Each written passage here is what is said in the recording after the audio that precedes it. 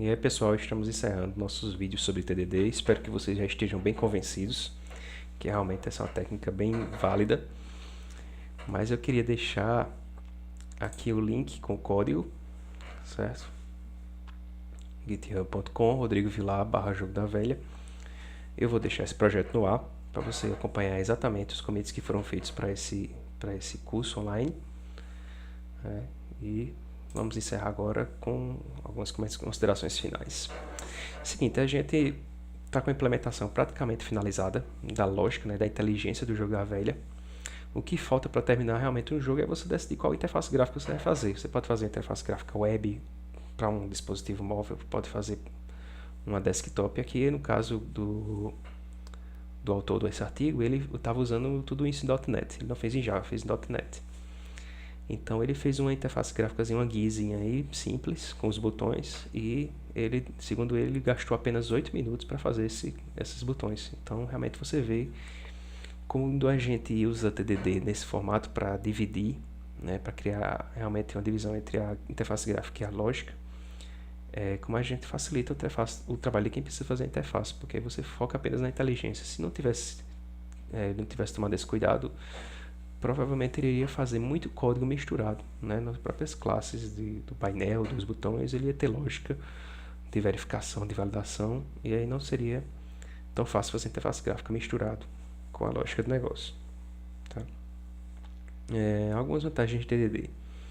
Como eu já falei, ele cria essa camada de lógica do negócio, e esse código se torna independente de quem está invocando ele. Eu posso pegar esse mesmo código que ele usou aqui para interface gráfica, eu posso fazer uma interface web, uma interface modo texto, e vai funcionar. O jogo da velha é independente de interface gráfica, é só inteligência.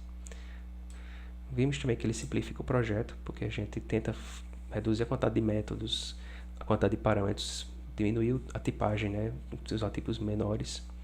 Ajuda bem a criar a interface, porque a gente pensa nos métodos que precisam existir na classe, que parâmetros precisam existir, que nome melhor para esse método. Torna o código mais testável. Por quê? Porque a gente precisa, para fazer as assertivas, criar alguns métodos de consultas para ver como é que está o estado do jogo. Então, por exemplo, o isMarca X na posição, get isMarca X primeiro jogador, foram métodos que a gente criou para ler o estado de um objeto, jogo, e isso ajuda a tornar o código cada vez mais testável. Quando eu fiz criar novas situações, aumentar esse requisito, a gente pode usar esses mesmos métodos que já foram criados. Uma atitude bem radical do pessoal de desenvolvimento ágil é jogar fora a documentação. Eles dizem: se você quer entender como meu código funciona, como você vai invocar minha classe, em vez de ler a documentação, pegue o teste e veja como eu estou invocando ela no teste. Então é legal isso, o TDD também ajuda nisso. Dá robustez no código. Nós vimos que quando a gente faz refatoramento, a gente roda novamente os testes e fica com segurança de que a nossa alteração não bugou, pelo menos até onde nós testamos.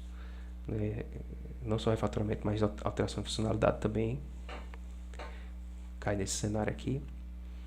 Outra coisa interessante é que a gente, com esse jeitão TDD de desenvolver, a gente acaba antecedendo o programador às falhas. Então, em vez de a falha ser descoberta, as omissões serem descobertas pelo usuário, o programador aqui está já investigando isso. E outra coisa legal também é que permite o refatoramento do código com segurança. Você fica com segurança de mexer no código, porque depois você vai ter uma suite de testes para rodar que vai verificar se tudo continua funcionando do jeito que você espera. Tem aqui essa figura que ela resume o processo TDD. Ela é bem legal. Ela diz o seguinte: quando você for começar a desenvolver com TDD, a primeira coisa que você faz é escrever ou reescrever um teste existente e rodar o teste. Se rodou o teste e o teste passou, continua green bar, você vai escrever mais testes. Você não precisa implementar nada. Não foi o nosso caso aqui. Todos os nossos testes a gente teve que partir para a implementação. Então, você vai fazendo isso até que algum teste falhe. Se o teste falhar, você tem que escrever código de produção. Você tem que ir para a classe, por exemplo, a classe jogo, e escrever o código necessário para que o teste passe. E novamente você roda os testes. Agora você vai rodar todos os testes. Se algum deles falhar, é porque você ainda precisa escrever mais código. No momento que todos os testes passarem, significa que você implementou o código necessário para o teste passar. Então, antes de fazer mais testes, você pode dar uma olhada no código, né, ver se precisa fazer um refatoramento, né, dar uma limpada no código. Esse ciclo aqui eu só discordo dele porque, na verdade, depois de limpar o código, você tem que rodar novamente os testes, né? Então, se você rodar os testes e der pau, você tem que corrigir o bug que você introduziu no refatoramento. Caso contrário, se os testes passarem, você pode pular para o próximo teste. Então, esse é um ciclo de desenvolvimento que você vai pedacinho por pedacinho da funcionalidade que está representada através de um teste. Você vai evoluindo com segurança a funcionalidade do seu sistema, sem estar com medo de estar quebrando as coisas que já estão funcionando. Na verdade, o nome desse ciclo muitas vezes é chamado de Red Green Refactor, que o primeiro passo é fazer o teste ficar vermelho, né? Ou seja, fazer o teste falhar, introduzir um novo requisito no sistema. Depois, trabalhar para que esse vermelho se transforme em verde, ou seja, tudo funciona agora. Você tem código de produção que atende a todos os testes. E depois disso, refatora. Então, é por isso que Red, vermelho, verde, green, refactor, refatório. Tá? Dicas finais para vocês. Esteja sempre a um passo do green.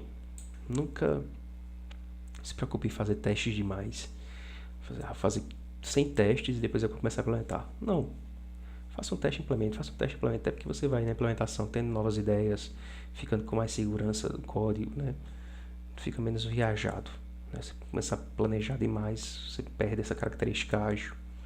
Né? Então, teste pode ser esse planejamento demais. Não faça muitas mudanças de uma vez só, faça pequenas mudanças e teste, porque aí você sabe exatamente se o teste parar de funcionar, onde foi que você alterou. Coloque os testes no mesmo projeto do código, isso facilita a execução. Isole os testes um do outro. No nosso caso aqui, o nosso isolamento a gente promoveu através do método @before, que ele tinha um detalhezinho aqui, um truque dele é o seguinte: sempre inicializar o jogo. Então a gente nunca pega um jogo que estava rodando nesse teste e vai aproveitar o estado dele para o próximo teste. Não. Esse objeto jogo aqui é recém-criado, esse objeto jogo aqui é recém-criado. São novos jogos independentes de um teste para o outro. Lembre-se das assertivas sempre no final dos testes.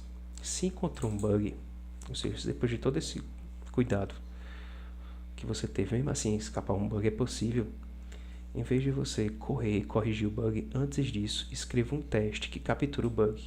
Você vai lá conversar com o cliente ou com quem pegou o bug e pergunta a ele que sequência de passos você fez exatamente para que o bug acontecesse. Então você tenta reproduzir essa sequência em um teste e porque o que é que pode acontecer? Esse bug você pode corrigir agora, mas ele pode voltar em versões futuras. Então se você não tiver um teste para ficar sempre vigiando ele, ele pode voltar e você não notar. E aí o cliente de novo é quem vai notar ele. E por fim, não refatore sem testes que protejam o código. Tá? É perigoso refatorar sem teste, que você pode introduzir bugs numa coisa que já está funcionando. Eu tive um chefe que toda vez que eu falava que ia refatorar, ele só faltava arrancar os cabelos, né? Porque refatorava, a gente não tinha teste, então acabava introduzindo bugs. Tem um tópico que eu estou estudando recentemente, que é bem interessante, eu posso um dia fazer vídeo sobre eles também, é o Behavior Driven Development. Ele é muito parecido com o TDD, só que ele isola melhor, ele muda a linguagem dos testes. Em vez de a gente pensar em teste, né, como esse ciclo que a gente está usando aqui como teste, ele pensa como especificação. Então você tem 3 partes de um teste. É o given, given, when, then, né? Ou seja, dado umas pré-condições. Então você monta o cenário todinho, você faz estímulos no sistema. Aí, quando, when, então é o último passo, o último passo, o último estímulo. Quando acontecer esse estímulo, então, then, você vai fazer verificações. Então é bem parecido, a gente já está fazendo, os autores dizem que quem faz TDD direito já faz BDD, que é Behavior Driven Development. Então é basicamente isso que a gente fez também aqui, mas com um linguajar muito diferente. Eles dizem que melhora o jeito de testar. Então, tema aí que quem quiser se aprofundar, quem quiser pesquisar o BDD, também é bem interessante. Tá bom? Foi um prazer, pessoal. Agradeço a todos a paciência aí de acompanhar esses vídeos. Espero que vocês tenham aprendido TDD. Qualquer dúvida, o meu e-mail é rodrigovilar@dce.fpbbr. Vou escrever aqui, certo? Podem me mandar e-mails.